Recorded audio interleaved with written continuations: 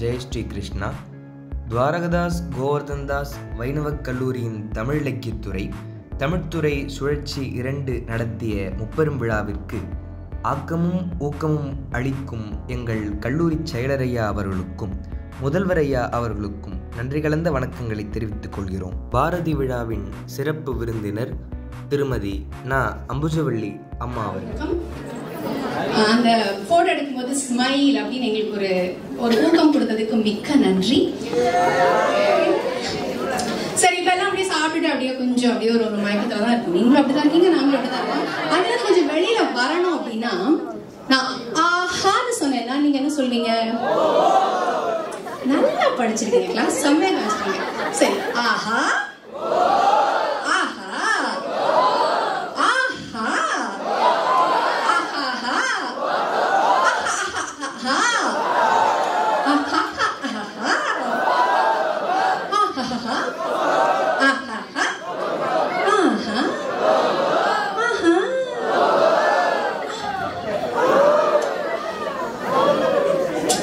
முடிச்சிட்டீங்களா?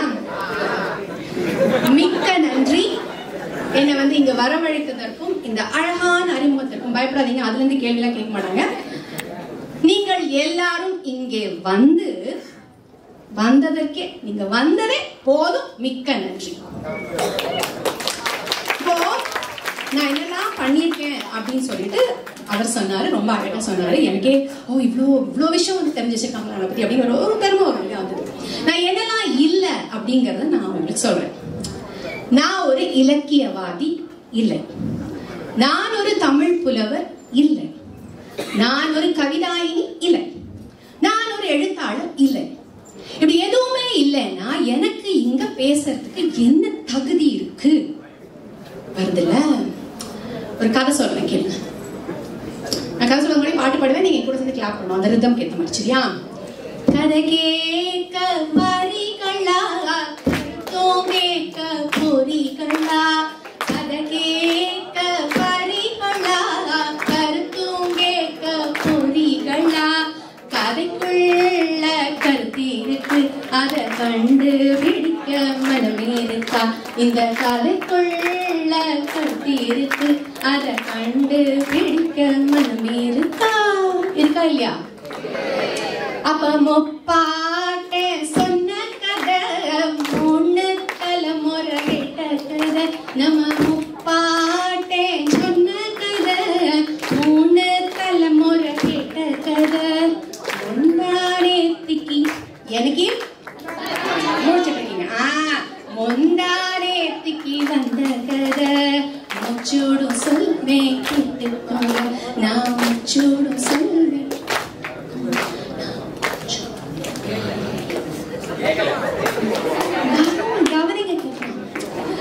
ஒரு சின்ன குழந்தை இருந்தான். அவன் ஸ்கூல்ல இருந்து வீட்டுக்கு வந்தா பயங்கர சோகமா வந்தா. அவங்க அம்மா பார்த்துட்டு கேட்டாங்க, என்னடா கண்ணா ஆச்சு, ஏன் இவ்வளவு சோகமா இருக்க? அம்மா, இந்த ஆண்டு விழால எதுக்குமே அவங்க தேர்ந்தெடுக்கல. பாட்டு டீச்சர் என்னங்கிறாங்க, குரல் சரியில்லைங்கிறாங்க. டான்ஸ் டீச்சர் என்னடா அவருக்கு அபிநயம் வரலைங்கிறாங்க. டிராமாக்கு போலாம் அப்படின்னா வசனம் ஞாபகம் இருக்க மாட்டேங்குது. எதுக்குமே எடுக்கல. அந்த பையனுக்கு பயங்கர வருத்தம். அம்மா என்ன சொன்னாங்க, சொல்ல வேண்டிய ஆறுதெல்லாம் சொல்லி விட்டுட்டாங்க.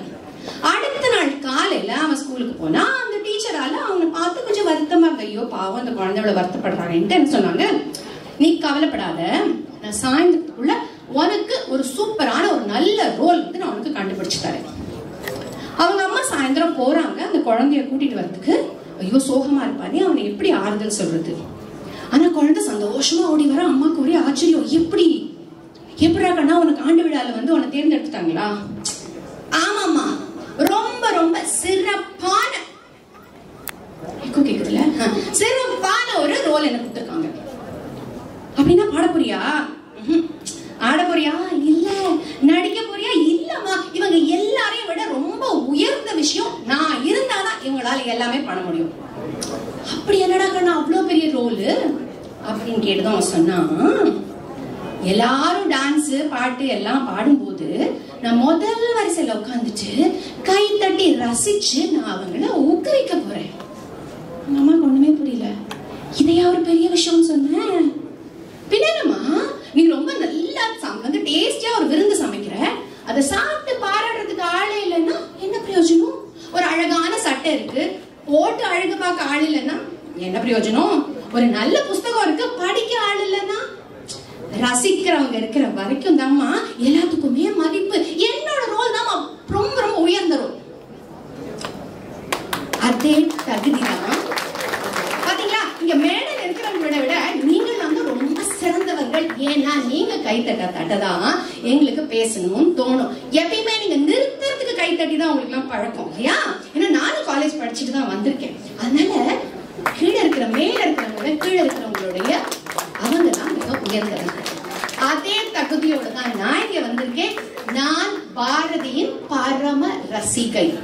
நான் இங்க உங்களுக்கு முன்னாடி பேச வந்திருக்கிறது ஒரு கவிதாயினியாக இல்ல, ஒரு தமிழ் புலவியாக இல்ல, இலக்கியவாதியாக இல்ல, பாரதியின் ரசிகையாக மட்டுமே. சின்ன வயசுல இருந்து பாரதிய அனுபவிச்சு நான் உணர்ந்த விஷயங்களை உங்களுடன் பகிர வந்திருக்கிறேன். இப்ப எல்லாத்துக்கும் முன்னாடி போடுவாங்க பொறுப்பு துறப்பு டிஸ்கிளைமர், இதில் வரும் விஷயங்கள் நம்மளாம் இருக்கும் இல்லையா? இது அப்படியே நேர் எதிரா இது பொறுப்பு ஏற்பு. இப்ப நான் உங்ககிட்ட பகிர போகும் விஷயங்கள் எல்லாமே என்னுடைய சொந்த கருத்துக்கள் மட்டுமே. இதை நீங்க எடுத்துக்கலாம், எடுக்காம போலாம், அது உங்களுடைய இஷ்டம். சரி, பாரதி யார்? தலைப்பு கொடுத்தாச்சு. பாரதியார் ஒரு பெரிய சமுத்திரம், இதுல என்ன தப்பி பேசுறது? அப்படியே சுத்தி எல்லாம் அப்படியே துண்டு சீட்ல எல்லாம் எழுதி வச்சாச்சு. என்னை சுத்தி ஒரே அப்படியே எல்லாத்தையும் எழுதி வச்சுட்டு இதுல எங்க இருந்து ஆரம்பிக்கிறது, எங்க தொடங்கி எங்க முடிக்க ஒண்ணும் தெரியலையே அப்படின்னு திரு முடிச்சுட்டு மாதா பராசக்தி கிட்ட ஏதாயினும் வழி நீ சொல்வாய் என துயிரே அப்படின்னு வேண்டின உடனே உரைச்சிட்டு கம்ப்ளீட் சரண்டர், பூர்ண சரணாகதி போயிட்டேன். நான் எங்க நின்னை சரணடைந்தேன் என் கணவா, நின்னை சரணடைந்தேன். போனேன் யார்கிட்ட? என் கணவர் கிட்ட. ஏன் சொல்றேன் கேளுங்க. சில பேர்லாம் சொல்ல தெரியுமா, உன்கிட்ட பேசினாலே போதும் எனக்கு ஒரு தெளிவு வந்துடுது. நீ பதில் கூட எங்கேயோ கேட்ட மாதிரி இருக்கல, எங்கன்னு சொல்லக்கூடாதுன்னா உங்ககிட்ட பேசினாலே ஒரு தெளிவு வந்துடுது. அதே மாதிரிதான் இவர்கிட்ட பேசினாலே எனக்கு ஒரு தெளிவு வந்துடும். அவரு சில கருத்துக்கள்லாம் சொன்னாரு, அதெல்லாம் வச்சு அப்படியே ஒரு உருவாச்சு ஒரு ஒரு இது இந்த மாதிரி சொல்ல பேசலாம். அது ரொம்ப நல்லா வந்திருக்கா இல்லையாங்கிறது 40-45 நிமிஷம் அனலைன் பண்ணிக்கோங்க. 45 நிமிஷம் நீங்க கேட்டுதான் உங்களுக்கு வேற வழி கிடையாது. அந்த 45 நிமிஷத்துக்கு அப்புறம் நீங்க எவ்வளவு பேர் இருக்கீங்கிறத பொறுத்து தான் சொல்ல முடியும். அது வேற விஷயம். அது ஒரு வந்துச்சு. இதை எதுக்கு நான் இப்ப உங்ககிட்ட சொல்றேன்னா, இந்த உரை முடிஞ்சு நான் வெளியில போறப்ப சில பல அசம்பாவிதங்கள் எனக்கு நடக்கலாம். அதுக்கு நான் பாதுகாத்துக்கணும் இல்லையா? அதுக்கு கூட ஒருத்தர் இருக்காரு அப்படிங்கறத சொல்றதுக்காக. சரி, பாரதி யார்? அவர் ஒரு சமூக சீர்திருத்தவாதியா, இல்ல இலக்கியவாதியா, இல்ல வந்து சுதந்திர போராட்ட தியாகியா? இவரா அவரா? பாரதி யார்? அத சொல்ல தானே உங்களை விட்டோம். எங்கேயும் தெரியல பாத்தீங்களா? அப்ப நீங்க கவனிக்கணும்னா கடைசி வரைக்கும் இருக்கீங்கன்னு பாப்பேன். கவனிக்கிறீங்க. இப்போ அந்த சின்ன குழந்தைங்க டீச்சர் கிட்ட போய் கேள்வி கேட்டுச்சுன்னா டீச்சருக்கு பதில் தெரியலன்னு வச்சுக்கோங்களேன், என்ன பண்ணுவாங்க? எங்க யோசி அன்னைக்கு அதான் சொல்ல வரேன். 2 நிமிஷம் பேச சொல்லுங்க. அன்னைக்கு நான் சொன்னேன்ல, கவனிக்கலையா நீ? நல்லா யோசிச்சு பாரு. சரி, யோசிச்சு நாளைக்கு வந்து எனக்கு பதில் சொல்லு. தலை ஆட்டாதீங்க. நீங்க டீச்சர் ஆனாலும் அதையே தான் பண்ணுவீங்க. அது மாதிரி கிடையாது இது.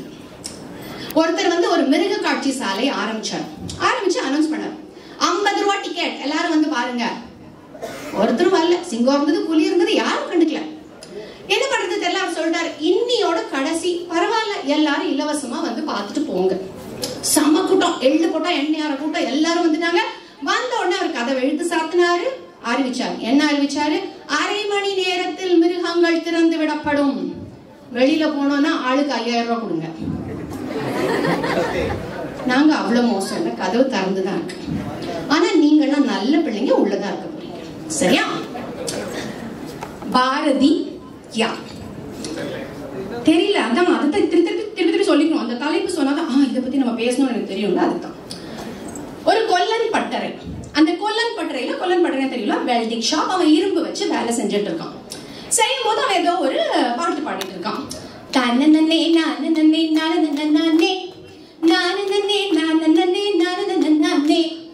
அப்படி அவன் பாடிட்டு இருக்கிறப்போ அந்த வழியா ஒரு கவிஞர் போறாரு. அந்த கவிஞர் தான் இந்த பாட்டை எழுதினவர். உள்ள போனாரு. அந்த கொல்லனுடைய உபகரணங்கள்லாம் எடுத்து போட்டு உடைக்க ஆரம்பிச்சாரு. கொல்லனுக்கு பயங்கர கோவம் வந்துருச்சு. என்ன பண்றீங்க நீங்க? இதெல்லாம் வந்து என்னோட உயிர் தெரியுமா? அவர் சொன்னாரு, அதே மாதிரிதான் நீ பாடுற பாரு பாட்டு, அது நான் எழுதினது. நீ பாடு, நான் வேண்டாம்னு சொல்லல, ஆனா ஒழுங்கான வார்த்தைகளோட பாடு. நீ இந்த பாட்டை கொலை பண்றது என்னையே கொல்ற மாதிரி. கவிதையை எழுதுபவன் கவிஞன் அல்ல, கவிதையை வாழ்வாக கொண்டவனே கவிஞன். இது சொன்னது பாரதியார். இந்த கதையையும் எழுதினது பாரதியார் தான். இது என்னோட கதை இல்லை. இப்போ ராமநாமம் சொல்ற இடத்துல எல்லாம் அனுமாரங்க இருப்பார் அப்படின்னு ஒரு நம்பிக்கை. எனக்கு என்ன நம்பிக்கைன்னா, படைப்பாளிகளும் படைப்புகளும் இரு வேறு விஷயங்கள் இல்லை. படைப்பாளிகளோட உயிர் மாதிரி தான் படைப்புகள். ஒரு படைப்பாளியின் படைப்புகள் எங்கெல்லாம் பேசப்படுகிறதோ அங்கெல்லாம் அந்த படைப்பாளியின் ஆன்மா இருக்குங்கிறது என்னோட தனிப்பட்ட நம்பிக்கை. அந்த நம்பிக்கையில பாரதியார் இங்க எங்கேயார் இருக்கார் அப்படிங்கிற நம்பிக்கையில அவர்கிட்ட ஒன்னே ஒண்ணு நான் சொல்லணும். என்ன அப்படின்னா, அந்த கொல்லனை போல் உங்கள் கவிதைகளை நான் கொலை செய்தால் கோபப்படாமல், கொதித்து எழாமல் கொஞ்சம் பொறுமை காக்க வேண்டும் அப்படிங்கிறது மட்டும்தான். அதே மாதிரி இங்க தமிழ் அறிஞர்கள்லாம் நிறைய பேர் இருக்கீங்க. உங்க அளவுக்கு எனக்கு அவ்வளவு விஷயங்கள் தெரியாது. தவறுகள் இருந்தால் பொறுத்தருள வேண்டும். ஏனென்றால் நான் உங்களிடம் பகிர்வது ஒரு ரசிகையாக மட்டுமே. திருப்பி திருப்பி சொல்லிருந்தேன். சரி, பாரதி யார்? Very good. இப்போ எங்களுக்கு வந்து ஸ்டோரி டெல்லிங்ல ஒரு கோட் இருக்கு. என்ன அப்படின்னா, the same story appears to you in a different way when you go through different stages. அப்படின்னா அதே கதைய நம்ம வாழ்க்கையில வேற வேற சமயங்கள்ல படிக்கிறப்போ வேற வேற விதமான அர்த்தங்கள், கண்ணோட்டங்கள் நமக்கு கொடுக்கும் அப்படின்னு. பாரதியாரின் எழுத்துகள் கூட அதே மாதிரி தான்.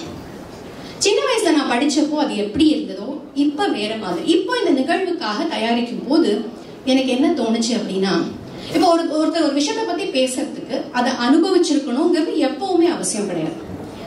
ஒரு பட்டிமன்றத்துல வந்து ஒரு சாலமன் பாப்பையா அவர் நடுவராக இருந்த ஒரு பட்டிமன்றத்துல பேச்சாளர் வந்து அவரை பார்த்து கேட்டார், உலகத்திலேயே ரொம்ப கொடுமையான பெரிய வலி என்ன வலி? என்ன வலிங்க? மண்டவலி. அது வேற விஷயம், யாரும் சொல்ல மாட்டீங்கன்னா. அவர் சொன்னார் பிரசவ வலி அப்படின்னு. உடனே அவர் கேட்டார், நீங்க அனுபவிச்சிருக்கீங்களா ஐயா அப்படின்னு. அங்க இருந்த கைத்தட்டல் கரகோஷம். இங்க இல்ல, பரவாயில்ல, அங்கதான் அவங்க சொன்னாங்க. அது மாதிரி எல்லா விஷயங்களையும் அனுபவிச்சிருந்தாதான் அதை பத்தி சொல்லணுங்கிற அவசியம் இல்லை. இப்ப நான் பாரதியாரை படிக்கும் போது எனக்கு தோணினது என்ன அப்படின்னா, பல்வேறு கதாபாத்திரங்களை தானாக இருந்து யோசித்து அவர் எழுதியிருக்கார். அவரே தான் எல்லாத்தையும் அனுபவிச்சிருங்கிற அவசியம் இல்லை அப்படின்னு. அந்த நிலையை கொண்டே இப்ப நான் பேசுறது எல்லாமே. சரி, பாரதியாருடைய எழுத்துக்களில் எனக்கு ரொம்ப ரொம்ப பிடிச்சது அப்படின்னா இந்த கண்ணன் பாட்டு தொகுதி. இந்த கண்ணனை வந்து அவர் வந்து விதவிதமா என்னென்னமோ விதமா வந்து கண்ணனை வந்து அவர் பறிச்சு பாடியிருக்காரு. அப்படியே நம்ம ஸ்டேஜ் பை ஸ்டேஜா போவோம். எனக்கு தோணும் அவர் வந்து தன்னுடைய வாழ்வு நிலைகளையே கண்ணன் பாடல்கள் மூலமாக பகிர்ந்திருக்காரு அப்படின்னு. முதலாவது என்ன, ஒரு தாயாக கண்ணனை நினைத்து என்ன சொல்ற, என் பருவம் என் விருப்பம். இப்ப அப்படிதான் சொல்றோம், குழந்தைங்களுக்கு என்ன வேணுமோ விட்டுருங்க, அவங்க இஷ்டப்படி விட்டுருங்க. என் பருவம் என் விருப்பம், என் தாய் வந்து அன்போடு அவள் சொன்னாள். சரி, சும்மா சொல்லிட்டு விட்டுட்டாளா? இல்ல. எப்படி சொன்னா, துன்பம் என சில கதைகள், இன்பம் என சில கதைகள், வீழ்ச்சி என சில கதைகள், இந்த மாதிரி எல்லா கதையும் சொல்லி இப்படி எல்லாம் இருக்குடாப்பா உலகம், இதுக்கப்புறம் நீ முடிவு பண்ணிக்கோ எப்படி இருக்கணும்னு. அந்த மாதிரி சொன்னா எங்க அம்மா. எங்க அப்பா எப்படி சொன்னாரு? எங்க அப்பா எப்படி இருந்தாருன்னா, அவருக்கு மூப்பு கிடையாது, நோயாண்டுவதில்லை, எப்பொழுதுமே வயசானா கூட ஒரு உறுதியோடு இருக்காரு அப்படின்னு தன்னுடைய கண்ணனை வந்து தன்னுடைய தந்தை மாதிரி நினைச்சு பாடினார். சரி, அப்படியே மாற்றா தன்னை ஒரு தாயா தந்தையா நினைச்சிட்டு பாரதியார் பாடிய பாடல்கள், சின்னஞ்சிறு கிள்ளியே கண்ணம்மா செல்வ களஞ்சியமே. அது ஏதோ காரணத்துக்காக இந்த பாட்டு நான் கேட்கும் போதெல்லாம் ஒரு தந்தை தன்னோட மகளை பார்த்து பாடுறாங்க அப்படின்னு தான் தோணும். உச்சிதனை முகர்ந்தால் கர்வம் ஓங்கி வளருதடி, மெச்சி உனை ஊரார் புகழ்ந்தால் மேனி சிலர்க்குதடி. அது என்ன ஒரு அந்த குழந்தை மேல எவ்வளவு ஒரு பெருமை இருந்தா அந்த மாதிரி பாட முடியும். அதுவே தன்னுடைய பையன் பண்ற குறும்புத்தனத்தை ரசிக்கிற அம்மாக்கள் என்ன பண்ணுவாங்க, குறும்புகளை ரசிப்பாங்க. வெளில சொல்றப்போ ஐயோ முடியல தெரியுமா, ரொம்ப ரொம்ப கஷ்டமா இருக்கு அதை வச்சு மேய்க்கிறது அப்படின்னு சொல்லுவாங்க. பின்னலை பின்னின்றிழுப்பான், பின்னலை பின்னின்றிழுப்பான், தலை பின்னே திரும்ப முன்னே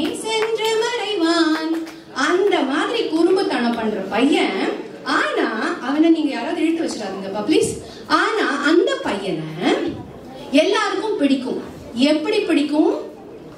புல்லாங்குழல் கொண்டு வருவான், அமுது பொங்கி தரும் பொன்ன கீதம் படிப்பான், கள்ளால் மயங்குவது போலே, கள்ளால் மயங்குவது போலே, அதனை கண்மூடி வாய் திறந்தே கேட்டிருப்போம்.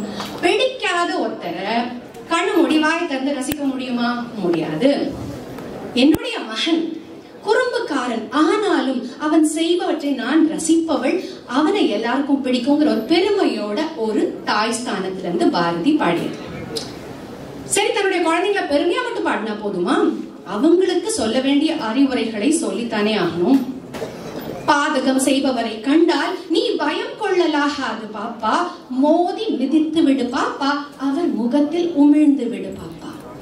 இப்ப உட்காந்து கிளாஸ் போட்டு சொல்லி தரோம் இல்லையா, எப்படி வந்து நடக்கணும் ஒருத்தர்கிட்டயும் அப்படிங்கிறது, அது அவர் பாடல்கள் மூலமா அப்பவே சொல்லியிருக்காரு. சரி, எல்லாரும் கொஞ்சம் நெளிய ஆரம்பிச்சதுனால ஒரு இன்னும் கொஞ்சம் இன்ட்ரெஸ்டிங்கான டாபிக் போலாம். இந்த கண்ணன் பாடல்கள்லயே இன்னும் கொஞ்சம் இன்ட்ரெஸ்டிங்கான ஒரு இது என்னன்னா, கண்ணனை தன் காதலனாக, காதலியாக, தூதுவனாக, தூது செல்லும் தோழியாக, கிளியாக அவர் வரித்து பாடியது. பாரதியாருடைய பாடல்களை மட்டும் எடுத்துட்டு வேற ஒரு கதாநாயகன் கதாநாயகியை தேர்ந்தெடுத்துவோம். ஒரு கதாநாயகன் ஒரு கதாநாயகி, உங்க மனசுல யாரை தோணுதோ நீங்க நினைச்சுக்கோங்க. அதை நினைச்சுக்கோங்க, அதை நான் கேட்க மாட்டேன். நீங்க யார் நினைக்கிறீங்க? மவுண்ட் ரோடு சிக்னல், அக்னி நட்சத்திரம், வெயில், மே மாசம் கொளுத்துது. நம்ம கதாநாயகன் போறாரு, எதுல போறாரு? ஒரு புல்லட்ல போறாரு, சரி புல்லட்ல போறாரு. நம்ம கதாநாயகன் எதுல போறாங்க? சைக்கிளா? சரி பரவாயில்ல, சைக்கிள் ஓகே, சைக்கிள்ல போறாங்க, ரெண்டுத்துலயும் போயிட்டு இருக்காங்க. நம்ம கதாநாயகி எப்பயும் போல தெரியல, அப்படியே பூலாந்தேவி மாதிரி நாங்க சுத்திட்டு தான் போவாங்க, மூஞ்சிலாம் பண்ணி, அது கண் மட்டும் தான் தெரியல, வேற எதுவுமே தெரியல. அந்த மாதிரி அவங்க இருக்காங்க. ஸ்கூட்டில சைக்கிள் சொன்னீங்களா, சைக்கிள்ல புல்லட்ல ரெண்டு பேரும். மவுண்ட் ரோடு சிக்னல், வெயில் கொளுத்துது. இப்போ கதாநாயகன் கதாநாயகிய பாதுகாப்பு. அப்படி அந்த பூலாந்தேவி மாதிரி சுத்தந்தில அவருக்கு என்ன தெரிஞ்சதோ நமக்கு தெரியாது. ஆனா அவர் என்ன சொல்றாரு? பொன்னையே நிகர்த்த மேனி, நின்னையே நிகர்த்த சாயல், பின்னையே நித்திய கண்ணியே. உடனே அப்படி கதாநாயகி திருப்பி ஒரு போடுறாங்க.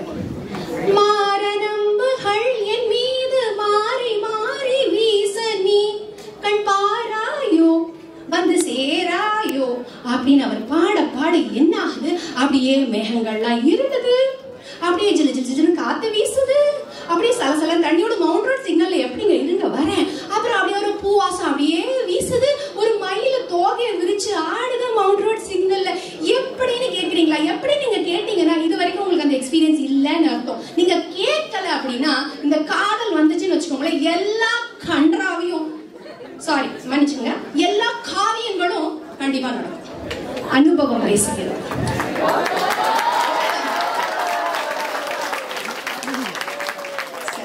ரொம்ப கை கட்டாதீங்க, அப்புறம் திருப்பி கூட மாட்டாங்க. முடிஞ்சுதா? இப்போ இது முடிஞ்சு. ஆனா பார்த்தாங்க, அதோட சரி பின்னால ஒரே ஹார்ன் சிக்னல் போட்டாச்சு, யாரு என்ன ஒண்ணும் தெரியல, அவங்கவுங்க வீட்டுக்கு போயாச்சு. ஆனா உடனே என்ன ஆகுது? அவங்க நினைப்பவங்களுக்கு என்ன நினைப்பாங்களுக்கு? பாலும் கசந்ததடி, படுக்கை நோந்ததடி, மனம் பிடிக்கவில்லை, மலர் பிடிக்கவில்லை, குணம் வந்ததடி, எதுவுமே முடியல. ஆஹா, என்ன பண்றது? போய் தேடணுமே, எங்கேயாவது கண்டுபிடிக்கணும்ல, எப்படி தேடாம இருக்க முடியும்? ஒரு சின்ன கதை சொல்றேன்.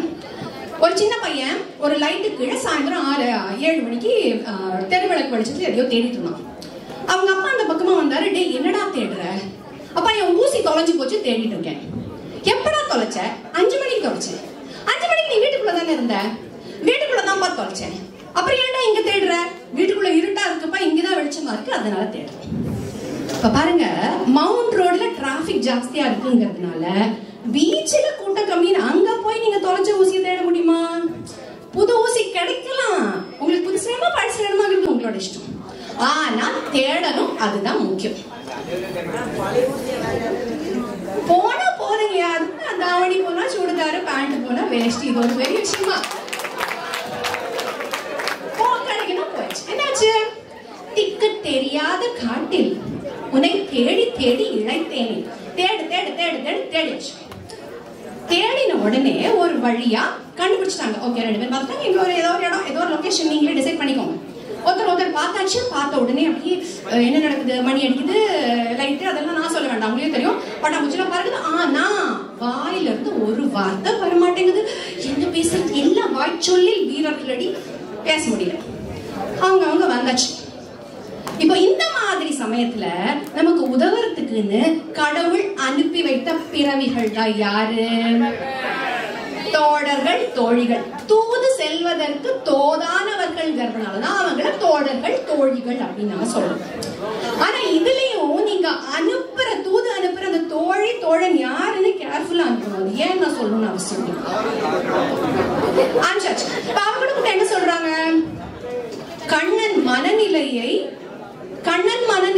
தங்கமே தங்கம் கண்டு வந்து சொல்லடி தங்கமே தங்கம், கேட்டு வந்து சொல்லு. எதுக்கு? எண்ணம் உரைத்து விட்டால் ஏதேனும் செய்யலாம். அவ என்னன்னு சொல்லிட்டா வச்சுக்கோயா, ஆமாவா இல்லையா, இருக்கா இல்லையான்னு சொல்லிட்டா நான் பாட்டுக்கு என் வழியை பார்த்துட்டு அடுத்தது போயிட்டே இருக்கேன். இவ சொல்றா, ஆசை முகம் மறந்து போச்சே, இதை யாரிடம் சொல்வேன் அடி. மறந்து போச்சா, ரொம்ப சந்தோஷம், வேற முகத்தை பாரு.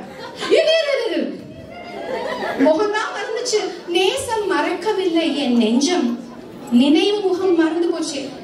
ஆனா என் மனசுல அந்த அந்த அந்த அந்த அது இருக்கு. இன்னும் எப்படி நான் வந்து மறக்க முடியும்? சரி தொலை, நான் போய் உனக்கு உதவி பண்றேன். அங்க கதாநாயகன் வீட்டுல என்ன நடக்குது? இதே மாதிரி அதே ஒரு தோழன் அவன் சொல்றான், டேய் ஒரு கவிதை எழுதி கொண்டு போய் நான் கொடுக்குறேன். இந்த காலம் என்ன பண்ணுவோம், காதல் கவிதைகள் அப்படின்னு கூகுள்ல போடணும், அதான் வரும். சாட்ஜிபிட்ட கூட இன்னும் கேட்கவே வேண்டாம், இன்னும் பயங்கரமா வரும். இல்ல ஒண்ணும் இல்லையா, நம்மளே எழுதலாம். நீ பீஸானா நான் சீஸ், நீ காஃபினா நான் கப்பு, நீ பரோட்டானா நான் கூருமா அப்படின்னு எழுதி போயிட்டே இருக்கு.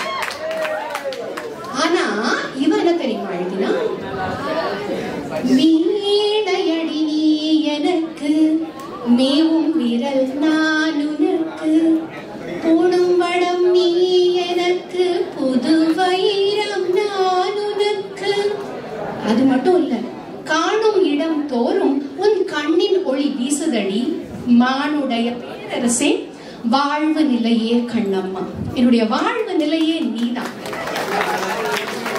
இதுக்கப்புறம் எந்த பொண்ணு மாட்டேன்னு சொல்லுவா? அது உங்களுடைய சொந்த கதை சொல்றது, நான் சொல்ல முடியாது. சரி சொல்லியாச்சு. இப்ப அவனும் வந்து சரின்னு சொல்லிட்டா, ஒர்க் அவுட் ஆயிடுச்சு. அப்புறம் அடுத்தது என்ன, பார்க்க பீச்சு. அப்புறம் எல்லாரும் காற்று வெளியிடை கண்ணம்மா, உந்தன் காதலை எண்ணி கழிக்கின்றேன். அது காதல பார்த்து கழிச்சுட்டே இருக்க முடியுமா? அடுத்த லெவலுக்கு போகணும்ல. கதாநாயகனும் கதாநாயகியும் மெட்ரோ ட்ரெயின்ல போறாங்க. இப்போ நம்ம கதாநாயகி இருக்கா பாருங்க, அவங்க ஒரு என்ன சொல்றது, ஒரு நல்ல அந்த கன்சர்வேட்டிவான குடும்பத்துல இருந்து வந்தவங்கன்னு வச்சுக்கோங்களேன். அவங்க எனக்கு கதாநாயகன் சொல்றாரு, சாத்திரம் பேசுகிறாய் கண்ணம்மா, சாத்திரம் ஏது கடி, ஆத்திரம் கொண்டவர்க்கே கண்ணம்மா, சாத்திரம் உண்டோடி. உடனே அவன் சொல்றான், அதெல்லாம் கிடையாது, கல்யாணத்துக்கு அப்புறம் தான் எல்லாம். உடனே அவன் சொல்றான், மூத்தவர் சம்மதியில் வதுவை முறைகள் பின்பு செய்வோம், அப்புறமா நம்ம பெருசுங்களாம் கூப்பிட்டு வச்சு கல்யாணம் பண்ணிக்கலாம். காத்திருப்பேனோடி இது பார் கண்ணத்து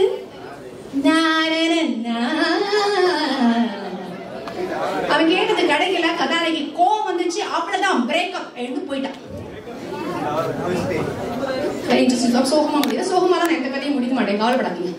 இப்ப என்னாச்சு, கதாநாயகனுக்கு பெரிய துயரம் தாங்க முடியல. இப்ப அதே மாதிரிதான், இப்ப அந்த மவுண்ட் ரோட்ல வந்து நல்ல அக்னி நட்சத்திர வெயில்ல மழை பெஞ்சுது. ஆனா இப்போ மார்கழி மாசம் வெடிகால குளிர்ல தகிக்குது. நல்ல ஐடியாவா இருக்கு. அந்த வைன் ஷாப் வைன் உள்ள போய் அது தணிஞ்சதுக்கு அப்புறம் திருப்பியும் நீங்க வைனை ஊத்திக்கிட்டே இருக்கணும், நிறுத்தவே முடியாது. அத இவனுக்கு அந்த பிரிவு துயர் தாங்கவே முடியாது. மோனத்திருக்கதடி இந்த வையகம் மூழ்கி துயிலினிலே, நான் ஒருவன் மட்டிலும். வைன் ஷாப்பில் உழல்வதன் அவர் பாடல, பிரிவென்பதோ நரகத்துழலுவதோ தீர்த்த கரையினிலே. கதாநாயகனுடைய பிரிவு அந்த மாதிரினா, கதாநாயகிக்கு அங்க என்ன நடக்குது? பாலைவனத்திடையே தனை கை, பாலைவனம் சொன்னது சென்னையா கூட இருக்கலாம். பற்றி நடக்கையிலே அங்கோர் வேலின் மீசையானை வைத்து சொன்ன விந்தை மொழிகளை சிந்தை செய்வாய் என்று சொல்ல நீ வல்லாயோ, கிளியே சொல்ல வல்லாயோ. அவ்வளவுதான். ரெண்டு பேருக்கும் தாங்க முடியல அந்த பிரிவு. அதுவே அவங்களுடைய நினைவுகளை சேர்த்து வைக்கும் அப்படிம்பாங்க. அது மாதிரி சேர்ந்துட்டாங்க. இதுல முடிவு பண்ணிட்டாங்க, சேரணும்னா ஒரே வழி. என்ன வழி? நான் முன்னாலேயே சொன்ன மாதிரி கம்ப்ளீட் சரண்டர், பூர்ண சரணாகதி. நின்னை சரணடைந்தேன் கண்ணம்மா, நின்னை சரணடைந்தேன். யாரு சரணடைந்தாங்கிறது அது அந்த ஒரு குடும்பத்துல ஒரு மாதிரி. நீ எப்ப இதை பாடுறேனோ அப்பவே உங்களுக்கு புரிஞ்சுக்கணும், அவங்க 2 பேரும் கல்யாணம் ஆயிடுச்சு. இப்ப கல்யாணம் ஆன உடனே அதுக்கப்புறம் என்ன பொறுப்பு வருது இல்ல? வீடு வாங்கணும், நிலம் வாங்கணும், காணி நிலம் வேண்டும். பராசக்தி காணி நிலம் வேண்டும். அதுல என்ன வேணும்? எனக்கு ஒரு மாளிகை வேண்டும், 10-15 தென்னை மரங்கள் வேண்டும், ஒரு பத்தினி பெண் வேண்டும். அந்த பெண்ணு கிட்ட போய் நான் முன்னால கேட்டேன், அதை மட்டும் கேட்க மாட்டேன், வேற என்ன கேட்பேன்? துன்பம் நேர்கையில் யாழெடுத்து நீ இன்பம் சேர்க்க மாட்டாயா. ஒரு அழகான விட்டு கொடுத்தல் உள்ள தாம்பத்திய வாழ்க்கையை பாரதியை விட அழகாக யாராலும் சொல்லியிருக்க முடியாது. பாரதி யார்? அவர் ஒரு மகள், மகன், தாய், தந்தை, தவிக்கும் காதலன், தவிக்கும் காதலி, பரிதவிக்கும் கணவன், பாசமான மனைவி. இதெல்லாம் மட்டும்தான் பாரதியார். அது ஒரு saying ஒன்று இருக்கு, even if you take the sum of all the parts is even lesser than the whole அப்படின்னு. எல்லா பகுதிகளையும் ஒன்றாக இணைத்தாலும் முழுமையை, பூர்ணத்தை விட அது கம்மியாகவே இருக்கும் அப்படின்னு. அது மாதிரி இதுதான் பாரதியார் அப்படின்னு நம்ம சொல்லவே முடியாது. என்ன பொறுத்த வரைக்கும் பாரதியார் ஒரு உளவியலாளரும் கூட. எப்படி?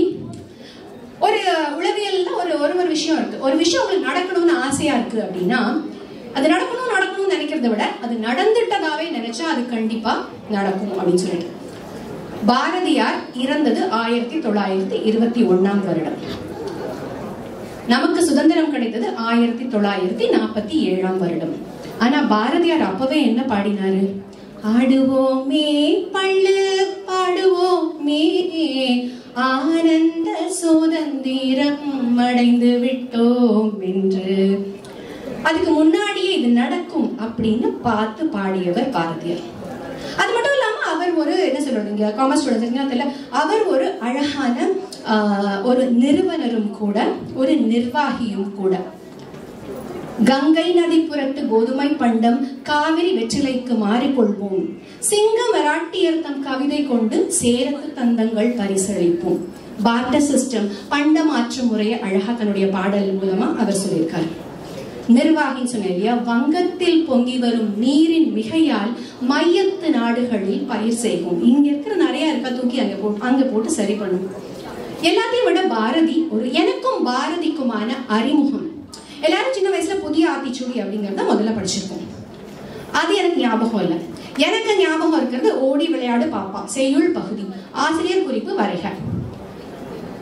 சுப்பையா எனப்படும் சுப்பிரமணிய பாரதியார் 1882 ஆண்டு டிசம்பர் மாதம் 11ஆம் நாள் சின்னசாமி ஐயா அவர்களுக்கும் இலக்குமி அம்மையாருக்கும், அந்த ரொம்ப முக்கியம், இல்லைன்னா அறமார்க் போயிடும், இலக்குமி அம்மையாருக்கும் மகனாக பிறந்தார். இவர் சிறுவயது முதலேயே கவிதைகளில் மிகவும் நாட்டம் கொண்டிருந்தார். இவருடைய கவிப்புலமையை மெச்சி எட்டப்ப நாயக்கர் அவர்கள் பாரதி என்னும் பட்டத்தை அளித்தார். செல்லம்மா என்பவரை மணந்தார். இவர் சுதேசமித்திரன், இந்தியா போன்ற பத்திரிகைகளில் வேலை செய்தார். இவருடைய பாடல்கள் பாஞ்சாலி சபதம், கண்ணன் பாட்டு, குயில் பாட்டு மிகவும் புகழ் வாய்ந்தது. இவருடைய பாடல் சுதந்திர போராட்டத்தின் போது எல்லோரும் வீர் கொண்டு எழ வைத்தது. இவர் 1921ஆம் ஆண்டு செப்டம்பர் மாதம் 11ஆம் நாள் பார்த்தசாரதி கோவில் யானை தாக்கியதால் இறந்தார். அவர் இருந்தாலும் அவர் நம்முடன் அவருடைய பாடல்கள் மூலமாக இன்னும் வாழ்ந்து கொண்டிருக்கிறார். கை கட்டுமா? எழுதி வச்சுக்கோங்க. 5 மார்க் அப்படியே சோலையா கொடுத்துருவாங்க. லெவல் என்ன அப்படின்னா, பாரதியார் பற்றி கட்டுரை வரைக. இது ரொம்ப சுலபம். பாரதியார் பத்தி கட்டுரை எழுதுறது ரொம்ப சுலபம். ஏன்னா அவருடைய பாடல்கள் ஈஸியா மனசுல பதிஞ்சிடும். ஒரு பக்கத்துக்கு 4 பாட்டு எழுதினா பக்கம் ரொம்ப மார்க் நிறைய கிடைச்சிடும். 10 சாய்ஸ் இருந்தாலும் பாரதியார் பத்தின கட்டுரை தான் என்னோட முதல் சாய்ஸா இருந்தது. ஆனா அப்ப வரைக்கும் பாரதியாருக்கும் எனக்குமான தொடர்பு எழுத்து வரைக்கும் தான். மார்க் வாங்குறதுக்கு ஈஸியான ஒரு வழி, அவ்வளவுதான். அந்த பிணைப்பு உண்டானது முதலாக அவருடைய பாடலை நான் பாட ஆரம்பித்த பொழுது. எங்க அம்மா எனக்கு ஒரு பாட்டு போட்டிக்கு ஒரு பாட்டு சொல்லி கொடுக்க ஆரம்பிச்சாங்க, பாரதியார் பாட்டு. நளிர்மணி நீரும் நயம்படு கனிகளும் அப்படின்னு அவங்க சொல்லி கொடுத்தாங்க. நானும் பாடினேன், நளிர்மணி நீரும் நயம்படு கனிகளும். எங்க அம்மா ஒத்துக்கல. அவர் எப்படி அனுபவிச்சு பாடியிருப்பாரு.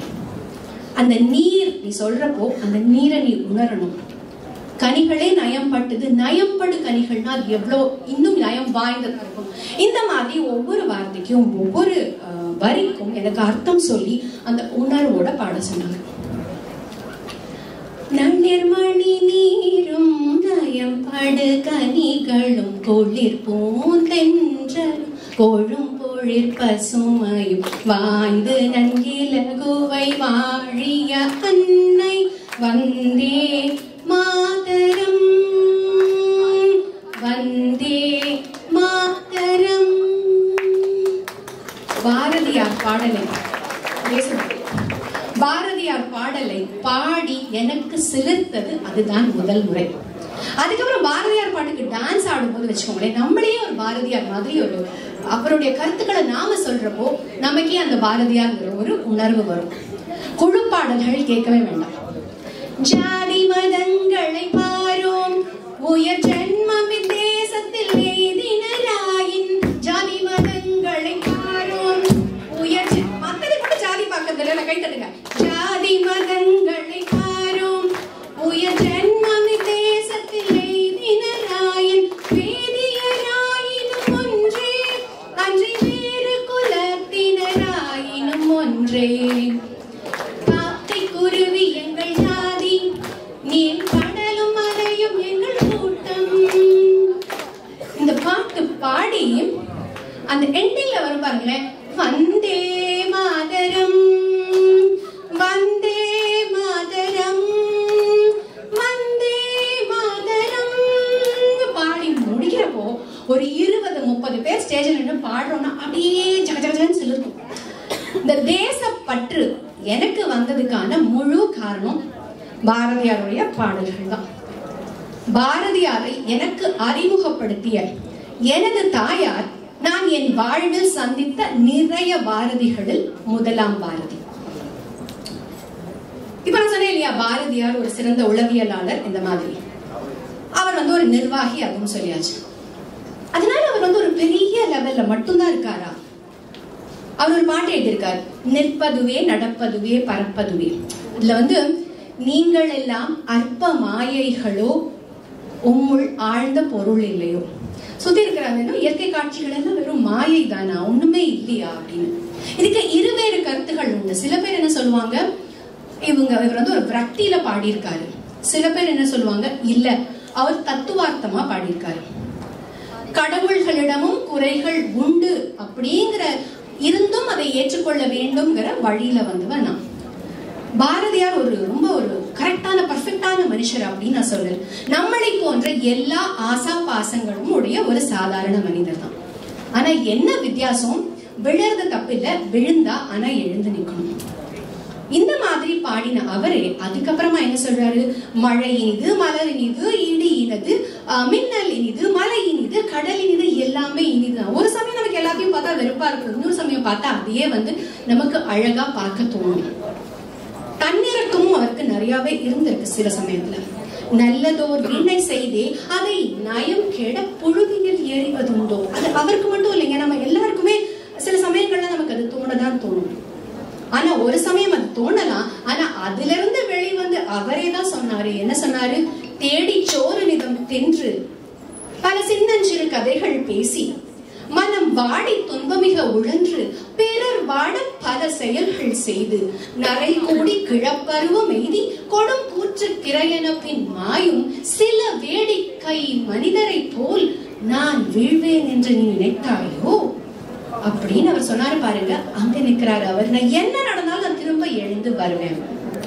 எல்லாத்தையும் விட பாரதி கிட்ட ரொம்ப என்ன சொல்றது, அது புகழப்பட வேண்டிய ஒரு விஷயம் என்னன்னா, நன்றியுணர்வு மிகுந்த கவிஞர் அவர். எத்தனை கோடி இன்பம் வைத்தாய் எங்கள் இறைவா அப்படின்னு பாக்குற ஒவ்வொரு விஷயத்தையும் நன்றியுணர்ச்சியோட பார்த்தவர் அவர். நீங்க நிறைய புத்தகங்கள் படிச்சிருக்கலாம். how to win friends and influence people, how to stop worrying and start living, அப்புறம் business business tactics, அது இந்த எல்லா விஷயங்களையும் நம்ம கிட்ட 3 புத்தகங்கள்ல இருக்கு. பாரதியார் கவிதைகள், திருக்குறள், 3வது பகவத்கீதை. சரி, பகவத்கீதை தமிழா? இல்ல, அதுக்கு மாற்றுதான் பகவதி கீதை. ஆண்டாள் அருளிய திருப்பாவை தான் பகவத்கீதைன்னு சொல்லுவோம். இந்த 3 புத்தகங்களில் சொல்லப்படாத விஷயங்கள் இந்த உலகத்துல எங்கேயுமே இல்லை அப்படின்னு சொல்லுவாங்க. அதனால கொஞ்சம் ஒன்னொன்னுலயும் கொஞ்சமாவது படிக்க முயற்சி பண்ணுங்க. இதுக்கு 3க்கும் சேர்த்து முப்பெரும் விழான்னு இங்க கொண்டாடுறதுக்கான காரணமும் அதுதான். சரி, கடைசியா ஒரு தடவை பாரதி இவ்வளவு நேரம் பேசினதை கேட்டதுல உங்களுக்கு எப்பயாவது ஒரு நிமிஷம் இது மாதிரி தான் நம்ம வாழ்க்கையில எப்படி நடந்திருக்கு, நான் இந்த மாதிரி உணர்ந்திருக்கேன் அப்படின்னு உங்களுக்கு தோணுச்சுன்னா அப்போ நீங்க தான் பாரதி. தோணலையா? அப்பயும் நீங்க தான் பாரதி. ஏன்னா நான் சொன்னது பாரதியோடதுல ஒரு சின்ன துளி மட்டும்தான். அவர் ஒரு சமுத்திரம். போய் படிங்க, ஏதாவது ஒரு இடத்துல உங்களுக்கும் பாரதிக்குமான அந்த எதிரொலி கண்டிப்பா இருக்கும். நம்ம எல்லாருக்குள்ளயும் ஒரு பொறி இருக்கும். பாரதி ஒரு பொறி. நம் அனைவருக்குள்ளும் இருக்கும் ஒரு பொறி அந்த பாரதி. அந்த பொறியை நாம சரியா கவனிக்கல, சரியான தீனி போடல அப்படின்னா அவர் சொல்ற மாதிரி நடக்கும். என்ன நடக்கும்?